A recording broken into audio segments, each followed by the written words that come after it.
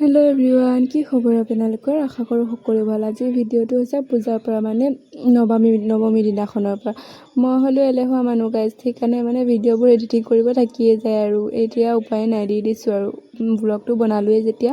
তাৰপাছত এইপিনে আমি পূজা চালোঁ। এইপিনে আইতা আৰু মামা বেটীক লৈ মিঠাই কিনে লাগিছে, পূজা মানেতো জেলেপি মেইন হয় নাই। তাৰপিছত আকৌ নিজৰ মুখখন দেখাইছোঁ, কেনেকুৱা লাগিছে বাৰু। তাৰপিছত আমি অকণমান ঘূৰিম বুলি গ'লোঁ।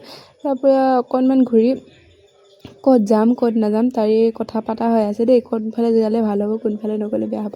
তাৰপিছত সকলোৰে ভোক লগাত ভাবিলোঁ খায়েই লওঁ, পেট পূজাটো মেইন। তাকে নাইৰু ৰেষ্টুৰেণ্টত সোমায়ে গ'লোঁ আৰু খোৱাৰ সময়ত ফটো উঠাবলৈ পাহৰিয়ে গ'লোঁ গাইজ। খোৱাটো মেইন হয় নহয় বাৰু, ফটো মেইন নহয়তো। তাৰপিছত আহিলোঁ আকৌ মণ্ডপ চাবলৈ বুলি। তাৰপিছত দেৱী দৰ্শন কৰি ভিডিঅ' এটা বনাই ৰাখিলোঁ। ইমান ধুনীয়া পৰিৱেশ এটা আকৌনো ক'ত দেখা পাম, এবছৰ পিছতহে।